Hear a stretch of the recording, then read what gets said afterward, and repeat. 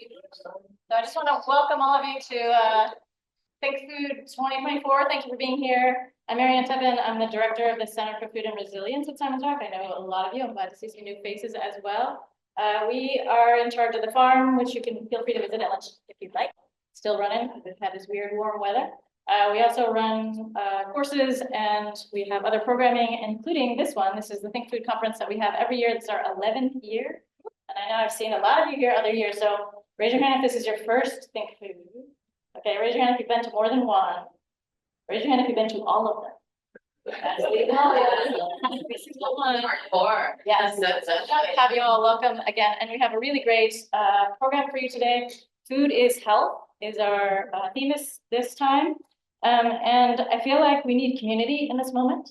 So I'm glad to have you all here. My background is French literature, but these are my people, because we all think about food all the time. I'm not a farmer, but I really respect farmers quite a lot. I care a lot about food. You all care about how it's grown, who gets to partake in healthy food, how we can bring more people to that table, and how we can make farmers' lives better and make the planet better while we do that. So I want to recognize our sponsors. As usual, we have some wonderful sponsors.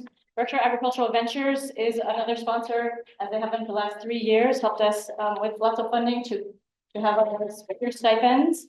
I want to especially thank Berkshire Grown, Margaret is here, they gave funds to have farmers come to this conference for free, and I'm really grateful for that. And we have Guido's Fresh Marketplace for all the snacks you saw out there, and more to come. And then Bard College Simon's Rock for all of the technical help and the space.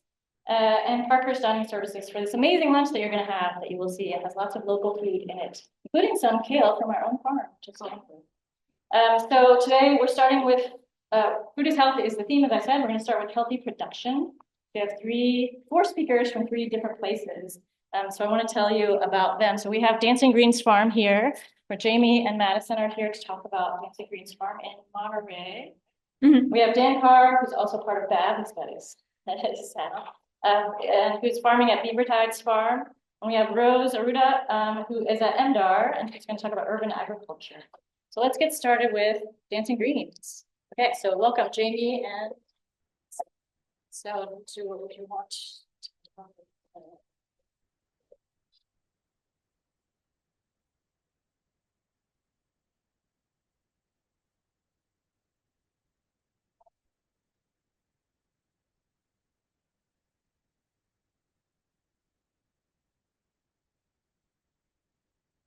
It is right.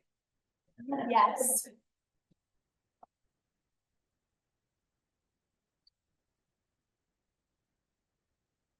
Good, ready? Hi, everyone. Thank you so much for being here today. My name is Jamie. You could also call me Farmer Jamie. This is Madison, also known as Chef Madison. Oh, she really liked that name. And we co-run Dancing Greens Farm. Our presentation is Veggie Nananon in honor of the Great Chapel Road, and we're talking about farming, food, and storytelling. So I'm just going to start with a little bit about my personal story. I grew up in the central suburbia, as you can tell by this amazing stock photo of my family. My parents are actually here today, not to call them out. But what was unique about me as a kid is that I loved vegetables. I was obsessed with vegetables. What was my favorite vegetable, you ask? Cucumbers. Cucumbers are the best. I even brought them to a 3rd grade junk food party, which said a lot about me as a kid. Along with being a veggie lover, I just always had my hands in the dirt, looking for worms, climbing trees. I just loved being outside. When I was in high school, I studied environmental science, and there I just fell in love with learning about the living systems, and I was really freaked out by climate change. I was also freaked out by how much growing food impacted climate change and vice versa.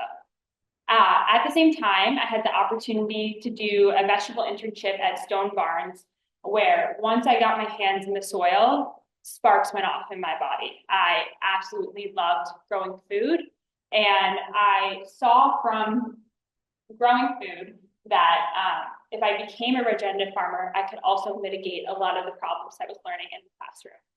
So this led me on a long journey to work on as many farms as I can and learn as much knowledge as I could. In January 2020, I joined the Peace Corps in Nepal as an agricultural volunteer, where I was assigned to do nutritional dense farming mostly in women-led communities. But as you can tell by the year, I was quickly evacuated and brought back to the US. And there I was jobless and scared, like a lot of us. And during that time, I also saw just how the systems built around us were collapsing. People couldn't get access to food. People couldn't get access to food at all. And it led to a lot of questions about what else was going on here. And that curiosity led me to believe that in order to become a better farmer, I had to learn more about the economic and political factors at play, which led me to enroll in a food systems program in Rome, Italy. So then just to rewind a little bit, I'm going to tell you now about my farm partner, Madison. Madison had the happiest childhood growing up in Utah. However, her parents were working all the time, and so what they ate was usually what was affordable and available. This meant McDonald's, Taco Time, frozen pizzas, cereal on repeat. She didn't think much of it, and when she moved to New York City after college, she kept on this diet of eating what was affordable and available. But Madison's stomach always hurt. It always hurt, and she didn't really know why. In 2015, she found herself in Spain, where her health really became of a lot of concern, and she sought out help from a healer. This healer gave her this list of food where she was to avoid. And as you could tell, her diet had to dramatically change, and there was a lot she had to shift. So she had to learn how to cook for herself. And during this process of learning how to cook, she learned that she was also lactose intolerant, hence why her stomach hurt her whole life. So unfortunately, she had to give up some of her favorite foods of cheese, yogurt, and ice cream, but she got to learn that she loved new foods like vegetables. And during this time, Madison learned that not only did she like cooking, she loved cooking, and she wanted to learn more about it. So she enrolled in the Natural Gourmet Institute, which is a health supportive cooking school. And there, she thought she had the answers.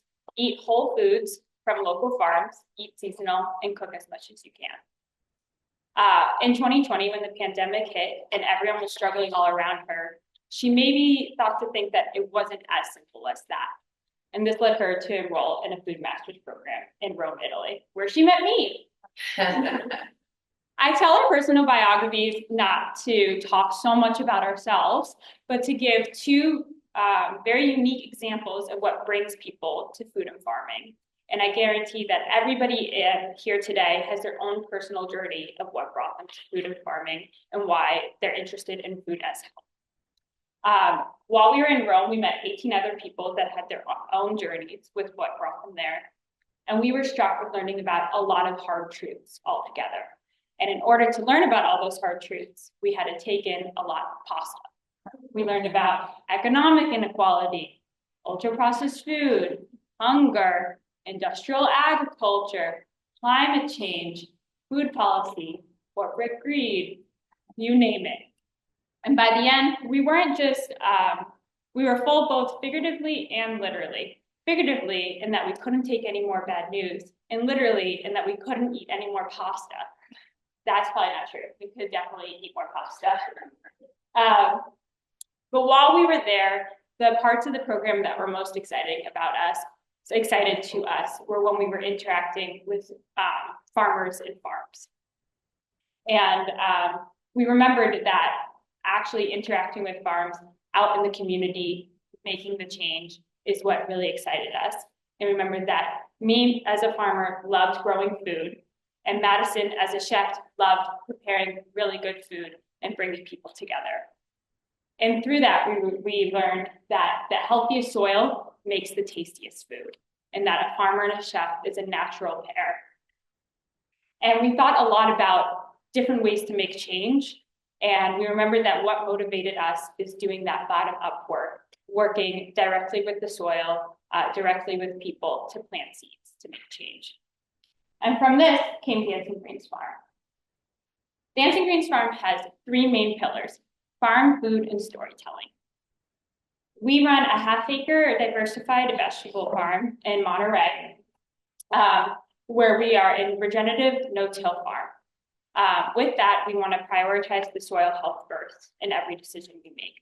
We do 3 C's: compost, crop rotation, and cover cropping. We try to use no single-use plastic, which is a lot easier said than done. And every decision we make comes with thinking about the microorganisms first.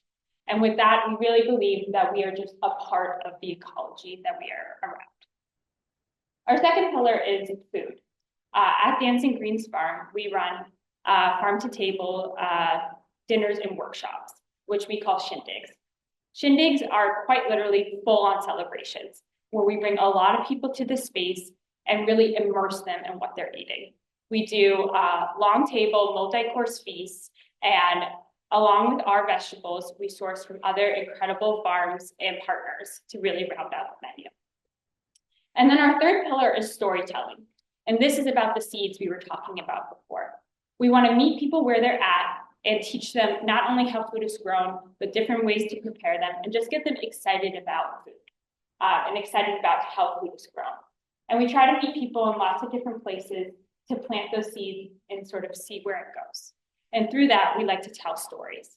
So I'm just going to demonstrate that by telling a story about our no-till carrots.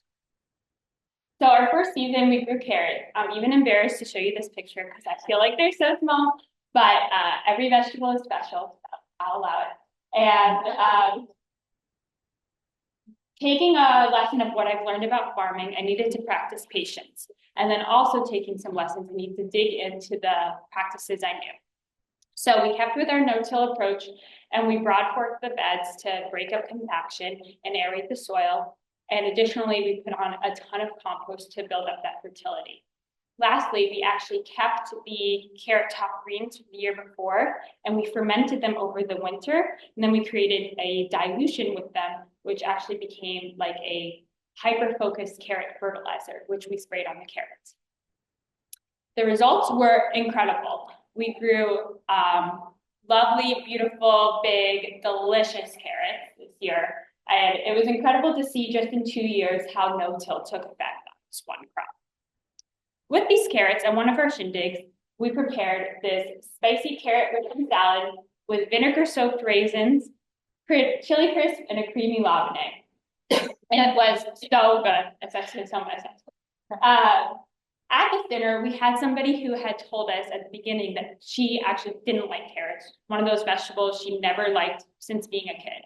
We said, okay, no worries, you don't have to eat them. There's plenty of food, you will be fine. I checked in with her midway through the meal, and not only did she try the carrot salad, she went back for seconds, and she went back for thirds. She looked at me and said, I've never had a carrot this good. How could it be so good? I was nearly crying, and Madison couldn't control her happiness. It just shows that someone can go their whole life not liking a certain food because they've never had one that tastes good. And when you grow a vegetable well and then prepare it thoughtfully, it can forever change somebody's relationship with that food. So Susie actually went home with extra leftover carrot ribbon salad, and I'm thinking we forever changed her relationship with carrots. This is an example of what we like to call Dancing Greens Farm magic. I could stand up here all day and tell you different stories of Dancing Greens magic. I won't, but I'm just going to tell you a few more examples if it's okay. So one example of magic is we often give farm tours at the farm when we do shindigs and workshops. We had a couple come from for a yoga class one time, and at the end of it, I gave a farm tour. Weeks later, they reached out to me saying that because of that tour, they decided to start their own garden. And they were reaching out to ask advice about how to do no-till well. This is magic. Another example is just having kids come to the farm, which is always wonderful. We had a mother-daughter duo come one time, and I pointed out lemon sorrel to the daughter as an edible weed. She tried it, loved it, and then the next time she came to the farm, not only did she identify it, she was snacking the whole time. This is magic. We often have guests come to the shindigs who are sometimes only there because the person they came with wanted to be there. For example, we had this man one time who just kept asking when the meat was coming and wanted to skip over all the vegetables. We ran into him literally a year later at a construction site of all places, and he was still raving about the chickpeas he ate 1 year prior. Another example is that we often have people come to the farm who don't know how to shop seasonally or locally. We just through talking about different techniques or ways to do it, we have a lot of people become converted into farmers market people. Lastly, our shindigs really are a place for community. Everybody sits down as strangers, and hopefully we leave as friends. And it's been incredible to hear the magic of the connections and friendships and relationships that have formed after the shindigs. So before I go, I want to just tell one last story of farm magic, and that is how we got our name. When we were in Rome, Madison found our edible foraging class for us to go on. So we took a train out of the city and met up with a group of people and spent the whole day in the forest collecting different edible greens. We followed around this guy with this amazing hat, filling our baskets. He would pick up 2 greens that look exactly the same, and he would go, "This one you can eat, and this one will kill you." The day accumulated at a hilltop overlooking this beautiful lake and olive groves. It was so picturesque and lovely. We took all the greens out of our baskets and put them together in a bowl, started adding olive oil and salt, and we realized no one brought any utensils. Completely unbothered by this, the Italians brought out instruments instead and started playing a song, and everybody was singing and dancing. Oh. It's supposed to be a video. Everybody was singing and dancing. We all got up and started just tossing the greens with our hands, and we were dancing with the greens, hence Dancing Greens Farm. This moment, you know, in all of the doom and gloom that we can learn about and exist, it was one of those moments that was just filled with joy and hope, and it's what really excited us. And we try to take this moment of that initial Dancing Greens magic with us in everything we do in farm, food, and storytelling. Thank you all for listening.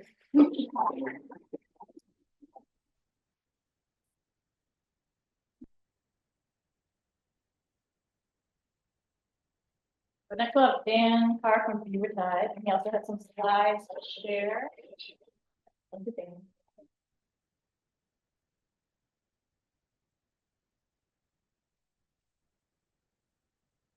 Oh, I don't have quite as many pictures or quite as many. So,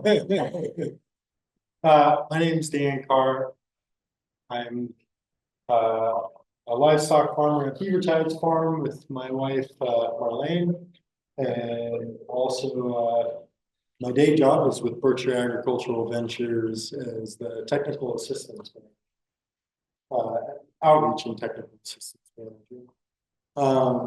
You know, this presentation is about, well, this panel is about food is health, right? And I actually came to farming first for a love of, you know, wild places and the larger environment.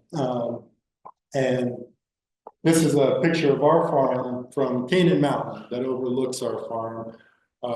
We're right at the foot of Great Mountain Forest, and Canaan Mountain's this, you know, quite large mountain that overlooks us, and all the water that comes off the mountain comes through our farm around the backside in what's called Wingum Brook, and this whole valley that we're in is called the Wingum Valley. It's the headwaters of the largest contiguous wetland in Connecticut. From our farm, it goes through quite an incredible series of beaver dams after our farm, hence the name Beavertides Farm. And then it goes into Robin Swamp. It's an alkaline swamp, an alkaline wetland, and which is quite unique. So there's a lot of unique vegetation, you know, plant life, and unique fauna as well, unique animals in our valley. So I really take a tremendous amount of pride in being a steward of that larger wetland. And that our farming practices very much directly affect the health of that larger wetland. So the foundation of the health of our farm is our soil health, and our grazing practices lead to that soil health that filters water that impacts the larger wetland. So I really take that very seriously in the way that we farm. We actually started farming in the Wingham Valley in 2015. I had no money when I moved here, and we don't own our land. We rent our land, and so the first venture we had was 4 goat does and a buck. So we started with goats because that's what I could afford. We also took over for a vegetable farmer. I took a day job as a farm manager for another farm down the road. I had been farming since 2010, off and on. I'm sorry, I've been farming since well before that, but full time since 2010. So I took a job for another farmer down the road. But the goats really helped us.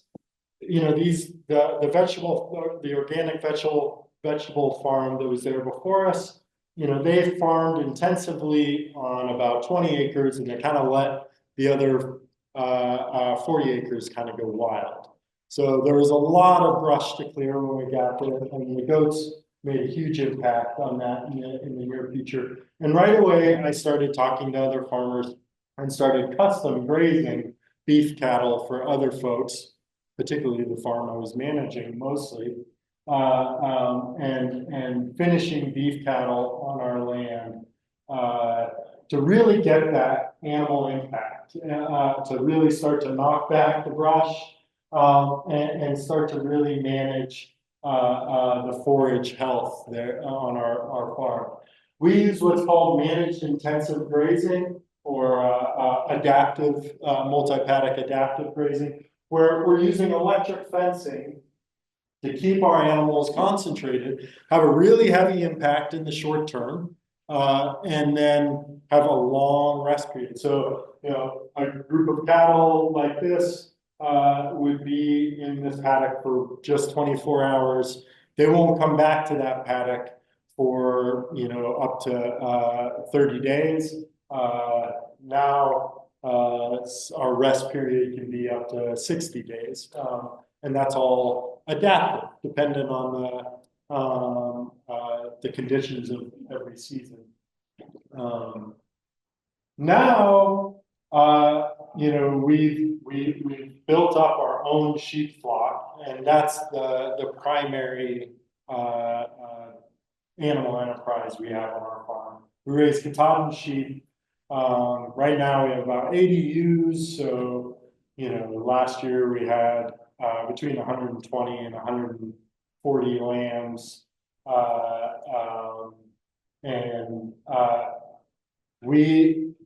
I think the key to the health of our farm is diversity.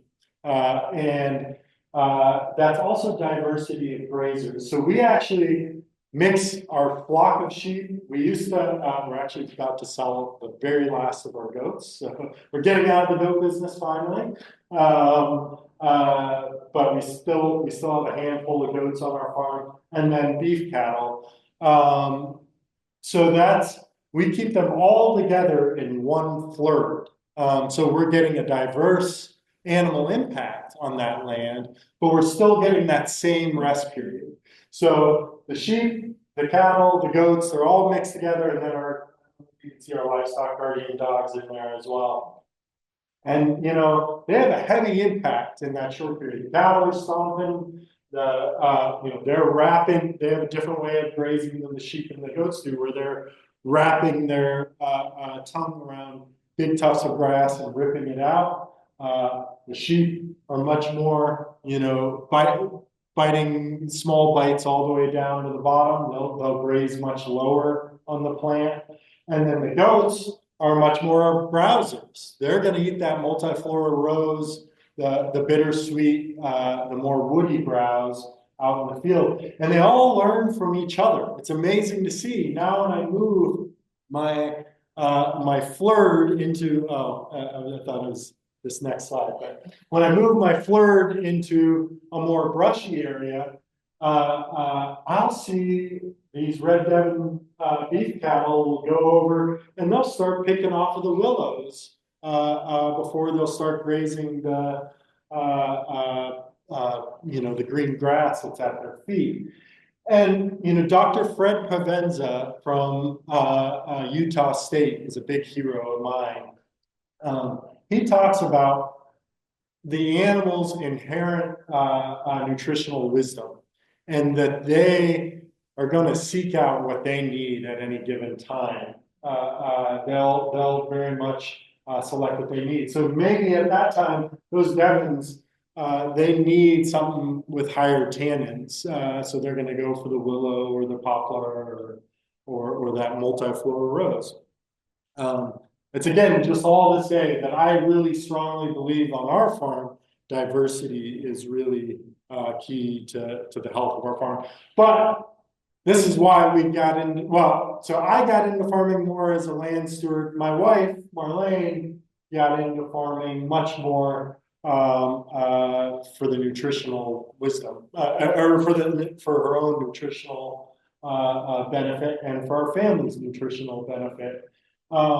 She was a vegetarian for 17 years and came out of that feeling very personal, and this is different for everybody, but she came out of that feeling very depleted. And when she just started eating meat before we had our first son, Oliver, and that was kind of a paradigm shift for her. Now she's kind of an extreme carnivore because she really believes that the thing that her body needed the most was grass-fed beef, grass-fed lamb, well-fed meat and well-raised meat. So that's really her passion place. Like I said before, we're very much in a wetland, and we do, in this picture, we're actually moving animals from a 12-acre pasture that we have back over to the home farm. And now the road's flooded because we got an inch and a half in a single rain event. That's very much something that we do have to navigate on our farm is especially with a changing climate, the realities of heavier rainfall events and bigger storm events on our farm. Again, going back to that diversity on our farm, the diversity of landscapes, I'm becoming more and more a big evangelist of silvopasture, having trees mixed into our farm. And actually this year I wrote a grant to the Northwest Connecticut Land Conservancy, and I'm actually getting funding to plant a more extensive silvopasture. But every year I'm going, the vegetable farmers had these old NRCS ditches that they let a lot of poplars and willows grow up in over the years. And I really count that as a blessing because that, a lot of the other farmers in the area would have cleared those out entirely. But every year I'm taking a few cuttings from the poplars and willows and planting them out to the places where I have a very little shade. And so that's helping the diversity of our landscape. Also, a big part of diversity in grazing is every year we change things up. We never graze the same pattern every year. We go in opposite direction every year. And we're always adding new pastures. This is our neighbor's pasture. It's been a little bit neglected for quite a long time. You can see this is not the most. I took this picture, 4 days ago. So this is November grazing. But not the most nutritionally dense pasture on our farm. So what I actually did is I took our breeding flock. Right now we have 4 separate groups. We're breaking everybody down into smaller groups for breeding. This is our main breeding flock. The rams in there with the sheep right now, and I put them in the most marginal pasture possible. The reason for that is I want to see who thrives, who gets bred when they're on really sparse forage. And that's trying to build up the epigenetics of my flock over time for hardiness and being able to thrive on less. And so the ones that don't breed during this period, I know are not quite as hardy as the other ones, and those will be coals for next year. Those are ones that are going to be sausage next year. So I'm again, this is not my wisdom. This is Dr. Fred Provenza. I really turn to him for his writing on epigenetics. And then, this is sort of what that silvopasture scenario starts to look like from transplanting willows since 2015.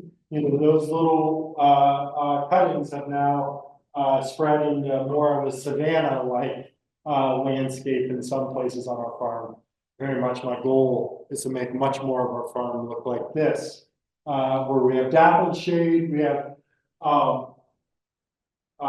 stacked carbon sinks.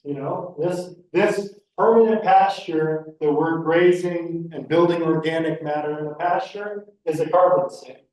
Also, at the same time, we have the trees growing above it that are also sequestering carbon in the wood.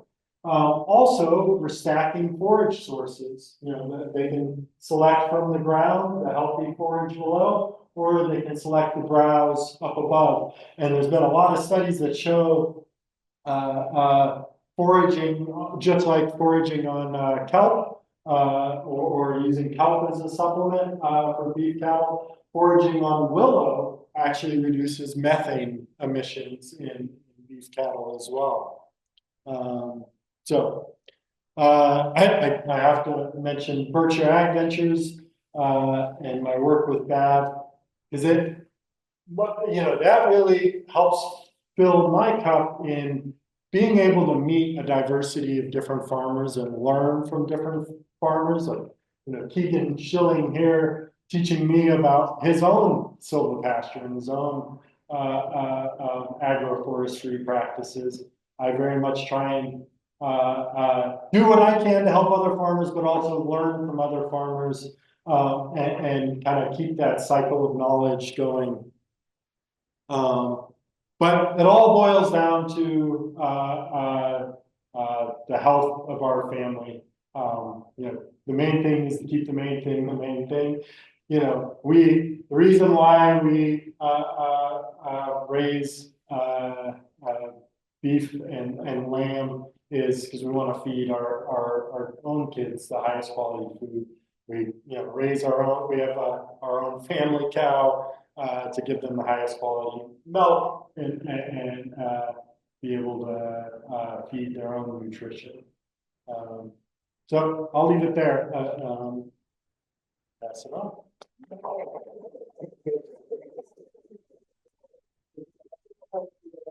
Thank you, Dan. So main thing. I really like that. So we're moving on to Emerita from MDAR. Excuse me, just if I need what I used to get this response. Okay.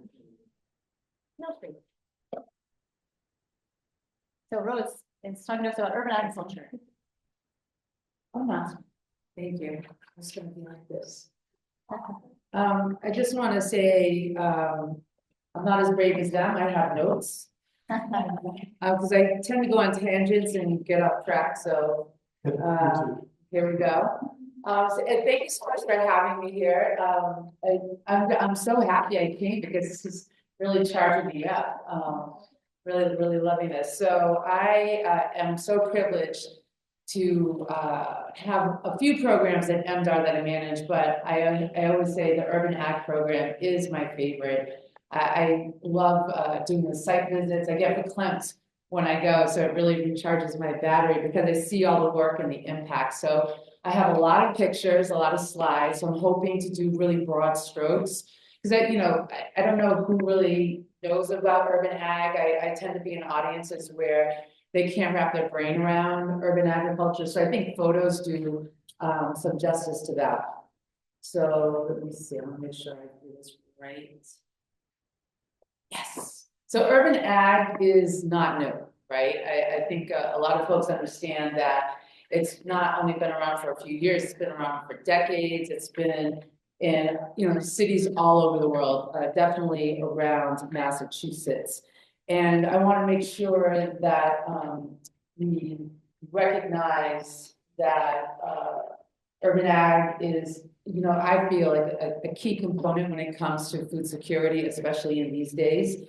I've found that urban agriculture, there's a storyline that is pretty common with farms and that the urban farms, in that it is people have seen lots and that they wonder why there's all this trash on it. They've seen abandoned lots and it comes from community members and organizations saying like, we're gonna create food. It could be guerrilla gardening that's happened, then it's turned into community gardens, then they've expanded it and turned into commercial farms, which has really led to a lot of conversations around the state, maybe like 10, 15 years ago about how people wanted to grow food in the city on a larger scale. So, but that took a lot of conversations and organizing around zoning and ordinances.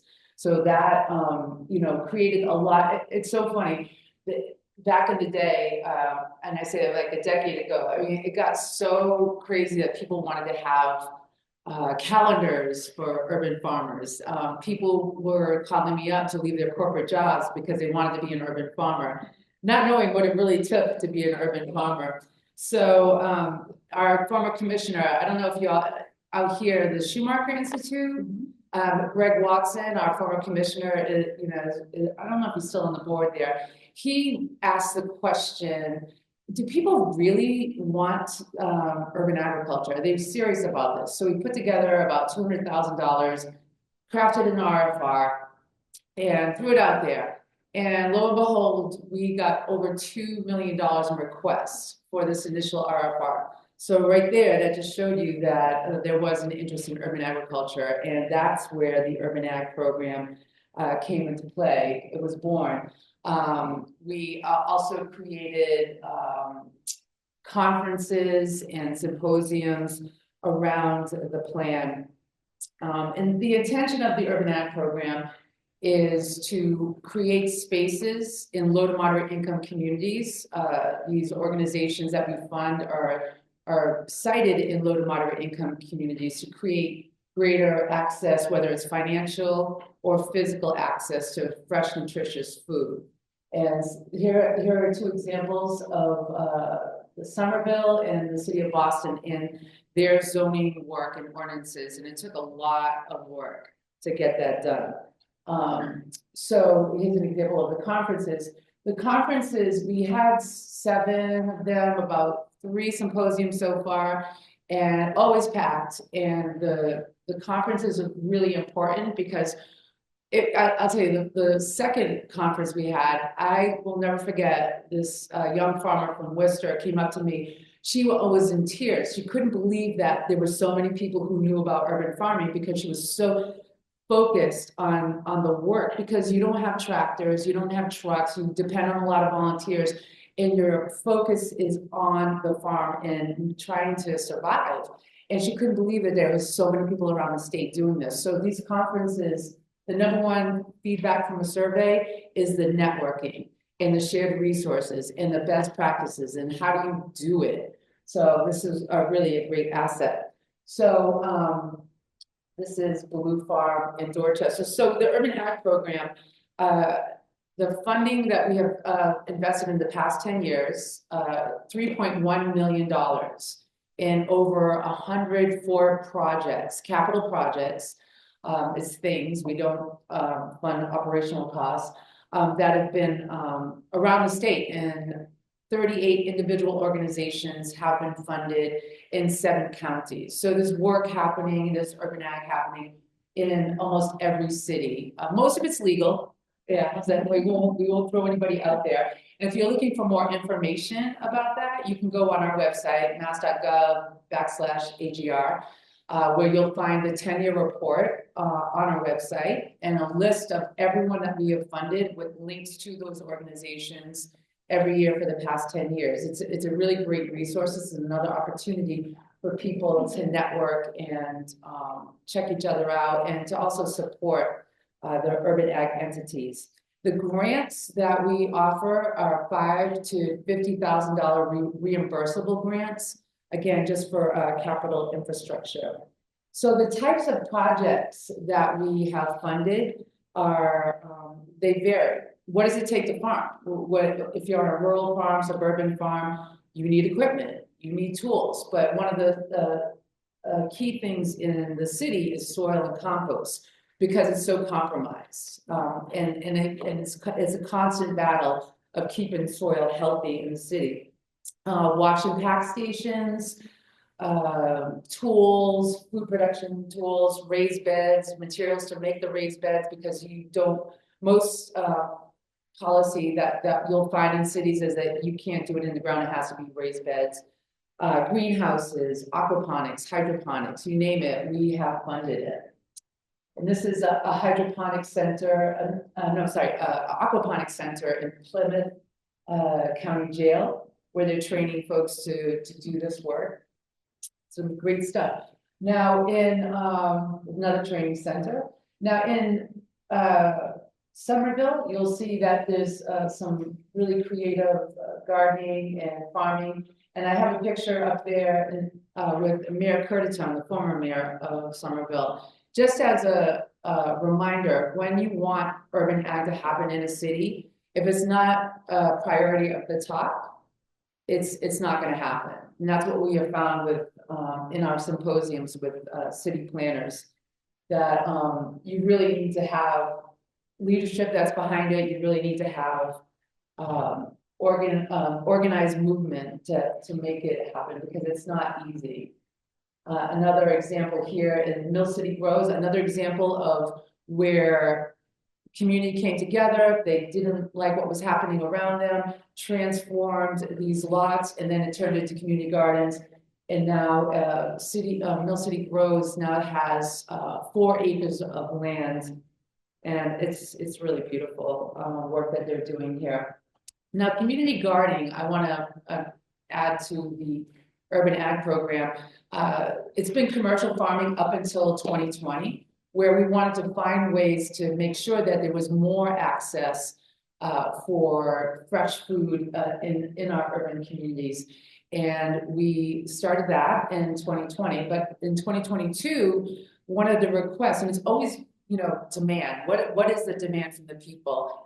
And we have found that people wanted to do urban farming, commercial urban farming, but didn't have the resources, didn't have the know-how, didn't have the tools, didn't have the land.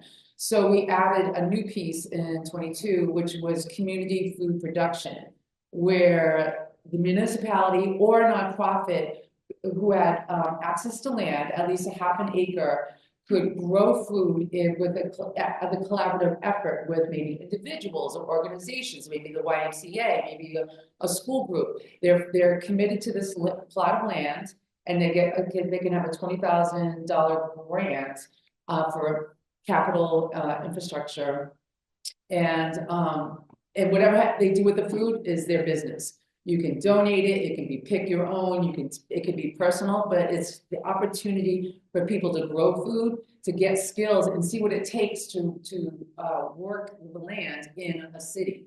Because you'll have folks from the farm, I ran a farm out in, I don't know, Lancaster, I can do this. No, you can't. It is a different animal when you're farming in the city. And I can say that because I grew up on a dairy farm, and our family still has a big farm in Rhode Island. And when I heard about urban agriculture. I said, what, they're gonna grow corn in between triple deckers? What is urban agriculture? So that's why I like to bring a lot of photos, for folks to see. So, here, you know, I always tell people too, it's not one size fits all. It's not a carbon footprint of one urban farm in Worcester is gonna look like an urban farm in Somerville. It's not. This happens to be in Lawrence. We have farms that are just little micro pieces, a quarter acre here on this street, a quarter acre on that, and it adds up to a half acre, or it adds up to 1 acre, but it's not one size fits all. You know, we have rooftop farms, you know, farms that are set on school property in container farms. So it really is open, but again, we're committed to funding these groups, these organizations, to create greater access and to allow people to grow food in the way they want to do it. And one of the things I wanted to make sure that I mentioned is that not only is it about creating greater access that these groups are focused on, it's also making sure that there are culturally relevant crops that are being grown.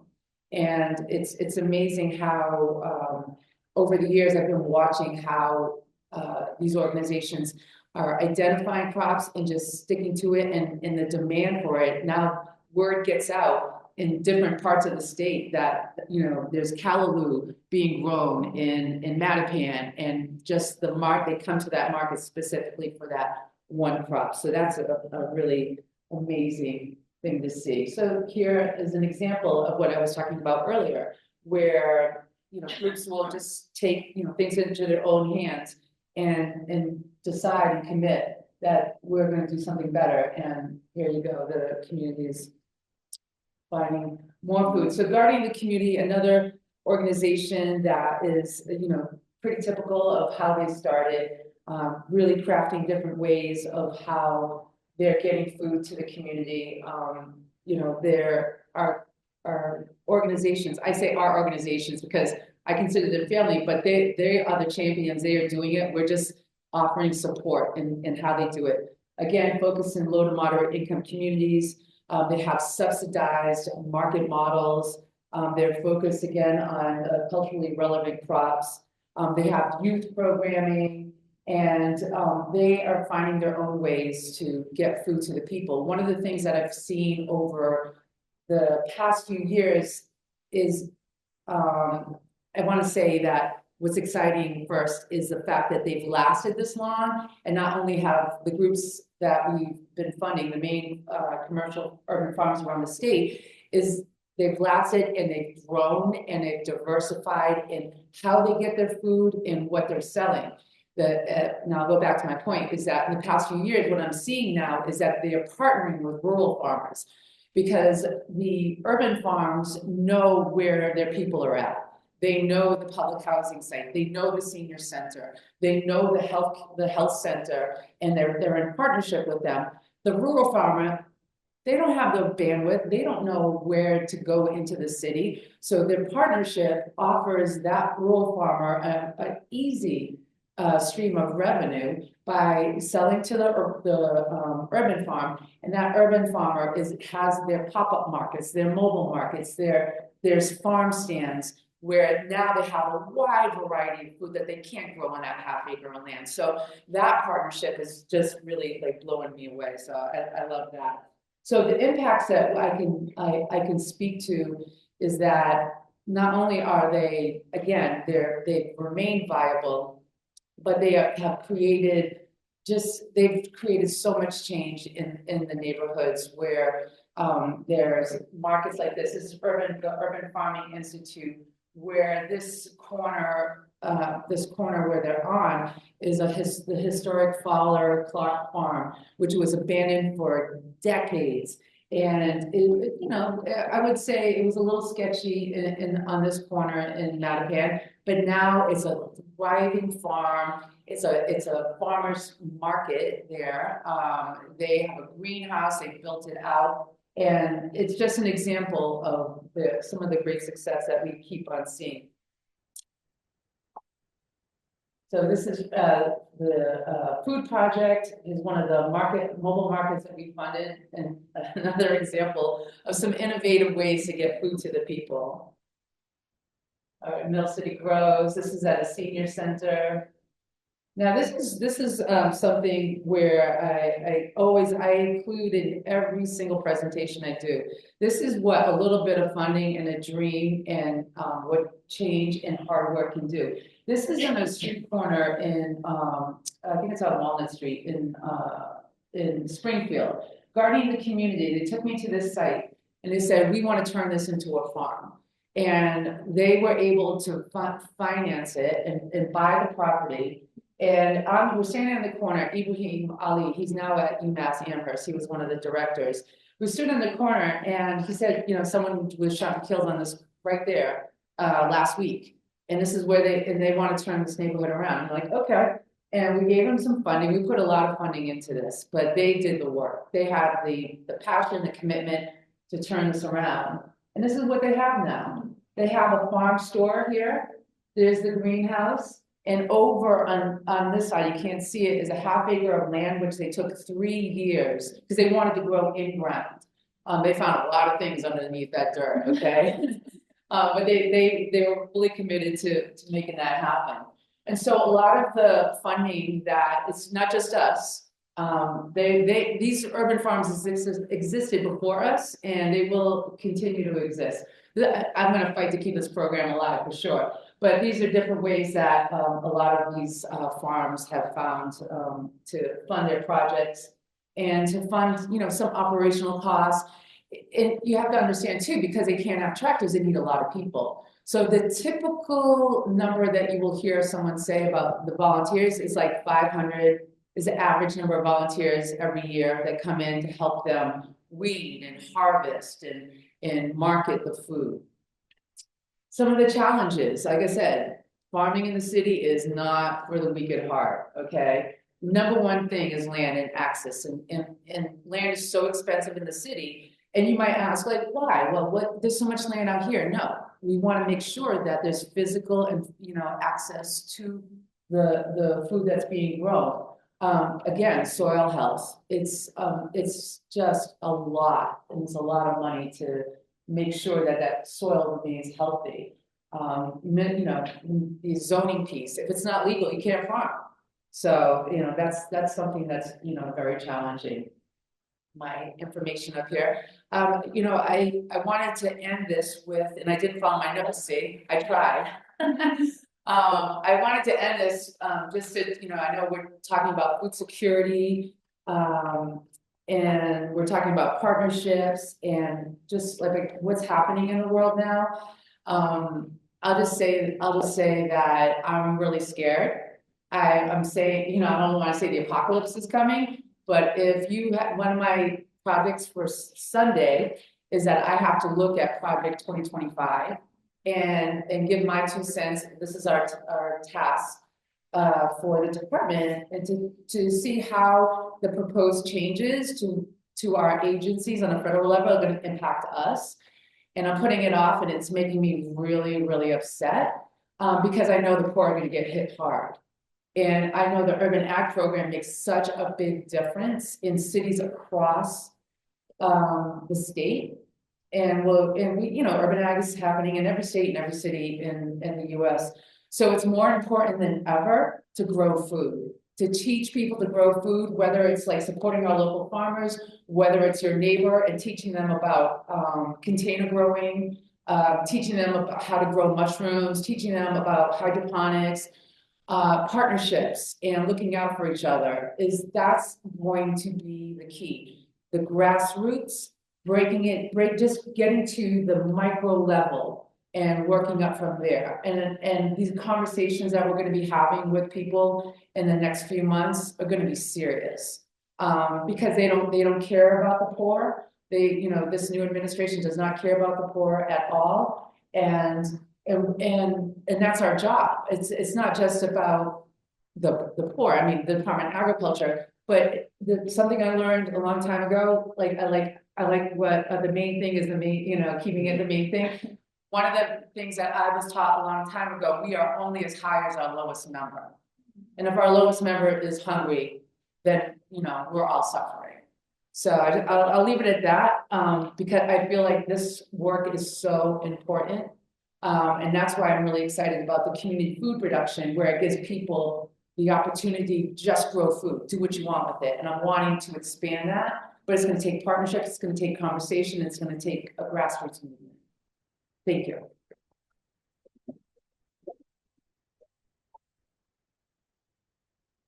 We're gonna move to a Q&A session, so if I can invite the presenters to come back up front. Yeah. I'll go to the questions from our new friends here too.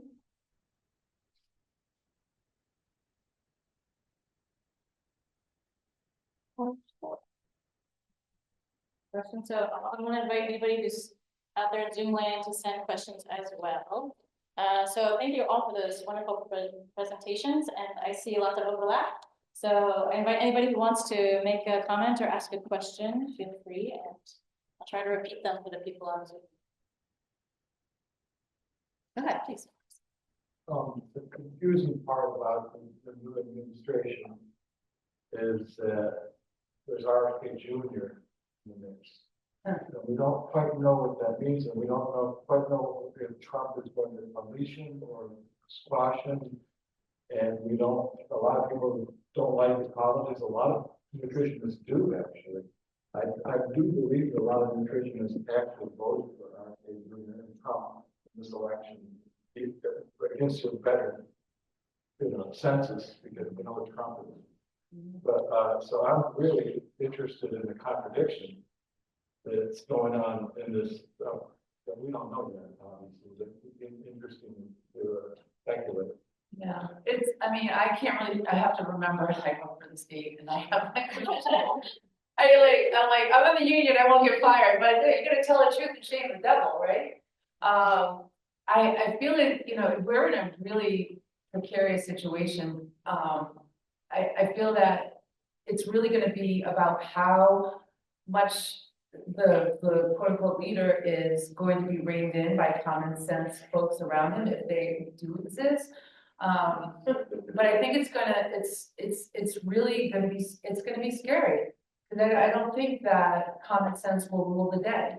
And it doesn't matter who's at the top. As I always say, if you do not have the grassroots, you have nothing. So no matter how scary the storm is up here, you just have to buckle down and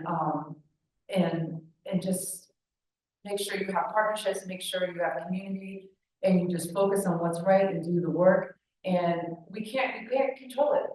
So we don't want to be distracted. Oh, what is he going to do today? What's he going to say tomorrow? Screw it. What's the work that we can do now? How can we keep things right now? I also make a comment on that one. I've heard a lot of rumors. I don't know if it's actually been confirmed that Thomas Massey from the representative from Kentucky would be most likely Secretary of Ag. That's a pretty big departure from Tom Vilsack, who is very much an institutionalist. Thomas Massey is very much a libertarian. To your earlier point, though, about RFK Jr., there's a lot of things that I agree with Thomas Massey on. It's one of those things where he's so far to the right, he almost like circles back around. But there could be silver linings there in that he's very much, I'd say he's in some ways, he's in parallel with Nina Khan and, breaking up big corporations and breaking up big ag. That's very much what he at least evangelizes. And there's been a lot of rumors that Joel Salatin will be a close advisor in this administration. I've actually known Joel for a long time. He's a problematic person as well. I have a lot of big disagreements with Joel. Number one is he wants to cut off, he wants to shrink the government down to the size where it can be, drowned in the bathtub, right? Or the kitchen sink. He's gonna really try and you're gonna see programs like MRCS get major cuts. If Thomas Massey as well is also very much of that libertarian mindset where he's really, so you're gonna see a lot of government programs rolling back. And I know that, you know, personally for my farm, NRCS is key. I need, you know, those conservation programs, and that's just a small sliver of what USDA funds right now. So, you know, I was actually visiting a farmer yesterday, and he was like cheerleading it all. He was really excited about it all, because, you know, a lot of things that Thomas Massey and Joel Salatin say, I'm like, yeah, right on. You're right. I agree with you. Let's fight big ag. But I hope that it doesn't come at the expense of government programs, the bureaucracy that really helps farmers, small farmers in particular. Yes, please. Just for those, probably don't answer, but I'm gonna ask this question anyway. Richard Brown and other, you see here, get a lot of LFPA funding, or grant that's managed by Massachusetts, but it's federal funding. So we know that that won't last forever. Does the state have any capacity to replace that funding anyway? So if the federal government doesn't provide it, it's done, or is there a way that the state is looking at it and saying, oh, well, we could run a bond or? Yeah, I'm really scared for those programs. And, you know, that's why we're in this exercise right now, is just to take a look at Project 2025, see how it's going to impact us, and then we have to sit back and see what the feds do.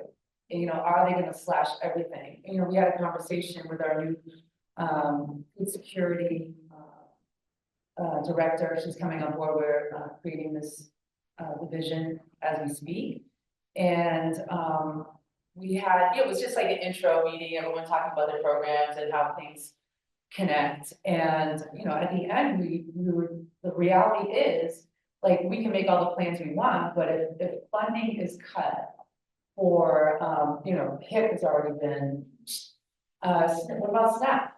Okay, I also am the point person for the food banks. And so after COVID, it went from 20 million to 30 million. This year it's 40 million we funded. So some people might be saying, well, we can just give more money to the food banks and they can get food out to the poor and the moderate income folks. If funds are, if our pot, if the Massachusetts pot of money is cut, you know, we have to look at how we have to downsize everything. And programs like that, which have been so successful and just really beneficial to small farmers, BIPOC farmers, I don't have any hope for it, and I don't know how. And my programs are funded by bond bills, so I don't know if we could go to a bond bill. But I mean, we're going to see in the next few months for sure. Yeah, I wish I had a solid answer for you, but yeah. Well, it's coupled in there. Yes. Yes, go ahead. Well, one of the other concerns related to that, I think, is the fact that there's a lot of pressure now to lower the values for sale, and other words, take them out of production. There's also the forest initiative, but that too is not actually, you know, land and nature friendly necessarily. I don't think we're considering watershed and all that, but in terms of, you know, exploiting and extracting natural resources. So I'm just concerned how, you know, it also, well, another question is about putting things in the soil. With the agriculture, are they doing the soil remediation that's possible, the bioremediation in order to grow the soil? Because that would do a lot, you know. Yeah, I can't speak to the first part of it, I don't know if you all can, but I'll quickly speak to the remediation. Especially, you know, when we went through this process with Boston and Somerville, and they were like, yeah, you do raised beds. Because here's the thing, as soon as you test that soil, you're responsible for it. And so, you know, I have this one obnoxious, God bless her, one obnoxious urban farmer who's doing quite well for herself, decided, well, I'm gonna do it anyway. Well, found out her damn soil was just not good, right? And so now she has like dump truck after dump truck worth of contaminated soil that nobody wants to take. And she was trying to find a way to deal with it. It was gonna cost hundreds of thousands of dollars. She should have just left the damn soil alone and grown on top of it like everybody else.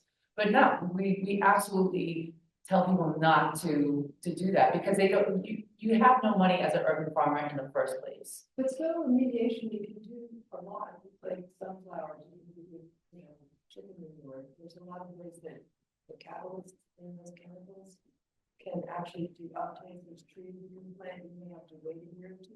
Yeah, but the point of being an urban farmer is you're trying to grow food intensively for people. And so sunflowers and trees, maybe in a suburban or rural area, that makes sense. No, it's designed for urban areas so that then you can plant the soil seed, then you can get the nutrient value from the soil. Because if you're planting in beds, unless there's plastic down, the plants are gonna get uptake from the soil below anyway, so they may be getting actually toxins from the soil below over time. So actually, you know, it's food, but it might not be as healthy as it would be if you had remediated it first. And there's a lot of plants that you can pull the chemistry out and then you go and get rid of it. So let me have the other question. So about taking farmland out of production. Thoughts on this for solar farms for other things? I don't have a ton of thoughts on this, but I know that there's examples of farms that are able to integrate solar and wind with their production, which I think is really interesting. It's really hard to make it as a farmer, really difficult, and many farms are just relying on that grant money or, you know, just covering costs, things like that. And I'm not talking small scale, I'm talking about when they want to wipe it out, Right. just have hundreds of acres of solar farm. And they want, apparently, there are certain people, who are eyeing the go through this. You know, we have to step up and, you know, provide electrical Yeah, capacity for urban areas. And to me, it's like, well, wait a minute, you know, what are we talking about? You want to sacrifice the farms for AI, which makes no sense. the best thing we can do is get those prime farmland soils in APR and get them protected, you know. Which is. It is, yeah, but that's, you know, when I talk to landowners that are not farming, you know, I really want to hammer that message home, the value of their land to agriculture long term, and really think about, you know, working with farmers and getting their land into APR. But to Jamie's point, I do see a lot of value in agrovoltaics, where, you know, you're raising up solar, and I do think there is a way to do both in combination with each other. Where, I mean, I've even seen agrovoltaics that are high enough that, you know, cows are grazing underneath them, or tractors are able to drive underneath them.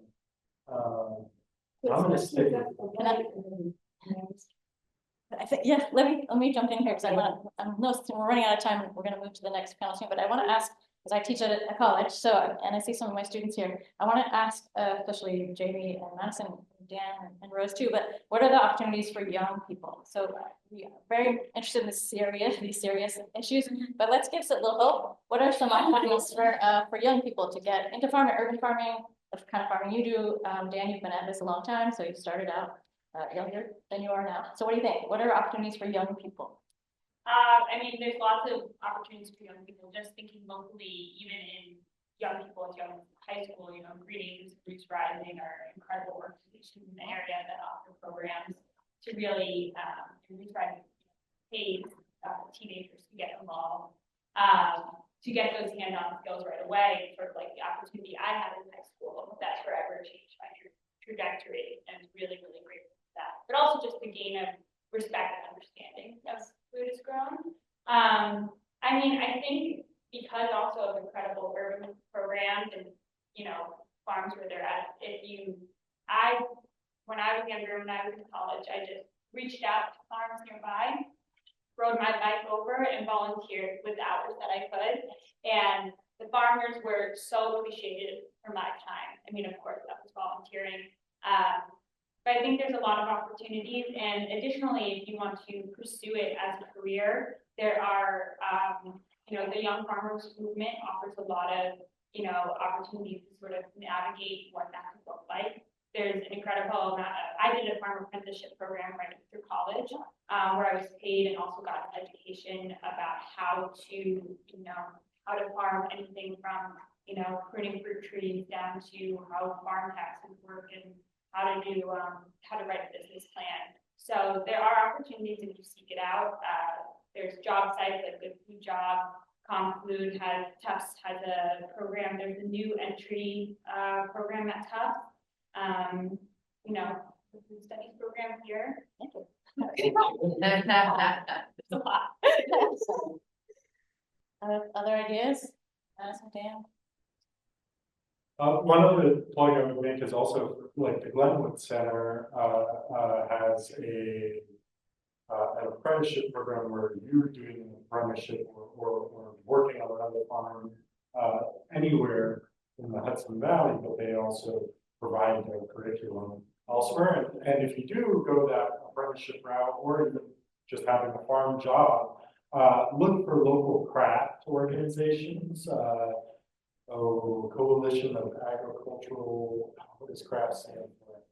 I can't remember, but it's basically, all the different farm workers and apprentices from a region will come together for a farm tour of each other's farms, share ideas, usually share a meal. The local Berkshire County one is called Farmers Gather. It's served it's also, listservs and things like that. Great resources. Like you're all saying, volunteering, any job that I ever got hired for, I volunteered for first. I think it's really important if you're in this, you got to ask yourself why. Why do I want to be a farmer? What ultimately, at the end of the day, what do I want to accomplish? How do I want to impact my community? If you want to sell microgreens all day, well, what as you mentioned, the business plan, it's business. I mean, we want to save the world, we want to feed people, but bottom line is business. Someone has to pay for the gas, someone has to buy the seed. Someone has to pay for the part-time farmer. You've got to think of it as a business, but run it with your heart. So volunteer, learn, understand, and be aware of what's coming in terms of climate change. What do you need to learn? How are people, what are some of the mitigation tactics that people are using now? Because it's a reality, especially out here, in central and western Mass, with the rain, oh my God. Just learn, learn as you go and just keep your eyes on the prize and just be smart about it. Like the main thing. And as somebody who's not a farmer, but has teamed up with a farmer, follows them everywhere they go, there's a lot of opportunities to be involved with this from a different, you don't have to have your hands in the soil, although that's really lovely. You can cook the pieces being grown, you can do a lot of these business opportunities. Farmers all need accountants. Farmers all need to help with the website. Website, social media. Yes. So there's a lot of opportunities for just being on the ground. Thank you. Great, thanks to all our panelists. This was Healthy Production. Thank you. We're going to take a little break and start again at 11, our next panel. So feel free to have yourself coffee, donuts, whatever you like.